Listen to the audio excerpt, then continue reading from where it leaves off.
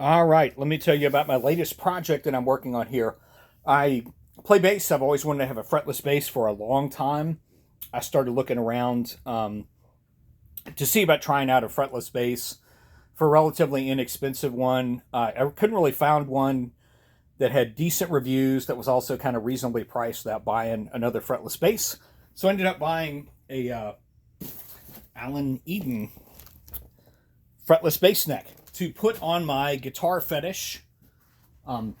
It's a Fender Jazz kit. Let's see. Let's adjust this a little bit so you can see it. Yeah, here we go. So I've taken the neck off, but it's a guitar fetish, kind of a jazz bass look-alike. It's a kit I built a couple of years ago. Definitely check out some of my older videos. You can see what it sounds like. I've put some new pickups on, a new bridge on it, but really not a big investment. It's a very functional jazz bass. This is the neck that I just took off of it. This is the original neck that came with it from Guitar Fetish. You can see I put some Hipshot lighter tuners on it. You can see the holes from the old ones. Again, this is like my experimental bass. I don't really care whether it looks nice or not. This is for me to kind of play with. You can see I still got the paddle on the neck here that I haven't even sawed off. But this made the neck a lot lighter once I changed out these tuners. Anyway, so very functional. So I've got a functioning jazz copy bass that's awesome. So I thought, once I saw this deal on this neck over, I guess it was Memorial Day. So it's a fretless neck. It's got the markers, which is awesome. So it's got markers on it. It's rosewood.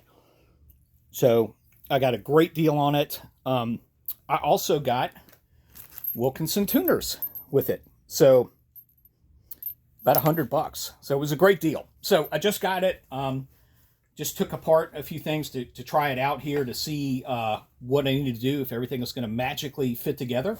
So for those of you that are thinking about transplanting a fretless neck onto your fretted bolt-on guitars, here's kind of where I am with this. And I knew there was going to be some work, and there's definitely going to be some work. So I'll just kind of walk through it here. So again, it's the Alan Eden fretless bass neck. Fret markers, but no frets. First thing here is that the tuning peg holes are bigger than what they sell, which is the Wilkinson. They're a different size. I can't remember the size. So you have to buy these guys. So they'll fit in there. And I had to do the same thing for my guitar fetish neck once I switched out tuners from the traditional type to these Hipshots. You probably can't see them in there, but I've also got the same thing. You've got these washers that you put in. They look like this. So they convert the size so that it's a little smaller. And I know, I'll show you here. So just take that off. So the way it's going to work is you pop this in the neck, and then from the bottom you put this in, and then you tighten it, and it will fit in the new neck. So I've got that covered. So that's going to fit, but you do have to get the washers. I'm sure, what are they called? I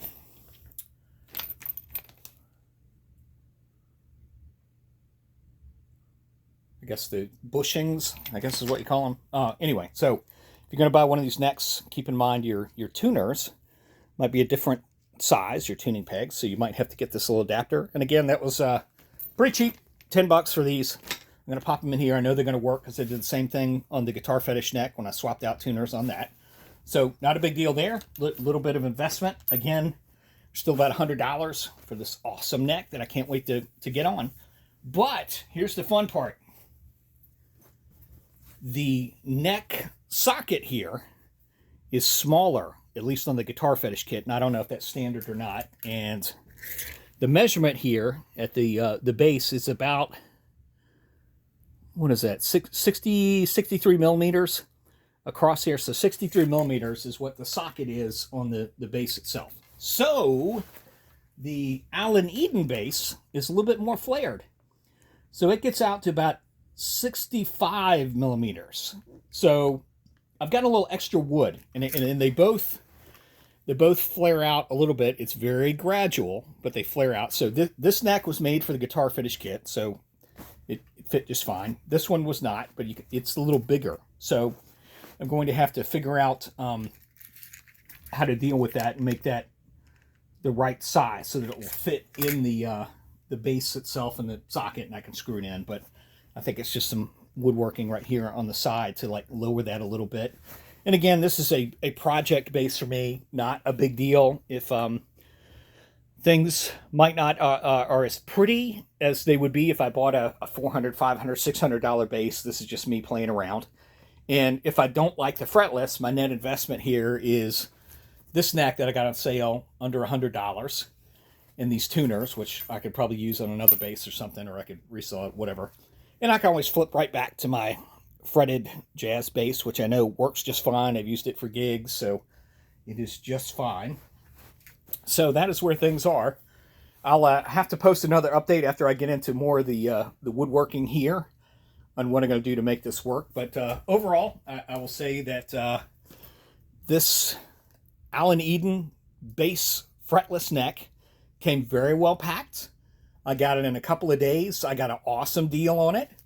It is not completely the right size for what I've got, but I know what to do with that. And I got 4 of these Wilkinson tuners along with it, so pretty cool. And I debated about buying one of their bodies that had pickups on it too, but I just decided in order to try this fretless thing out, I transplanted it onto my other guitar here, my project guitar or project bass guitar, and see if it works or not. So I don't feel like I've set myself up for failure or anything. It's a matter of doing a little woodworking here to make sure that this is a little bit narrower so it matches the size of this one.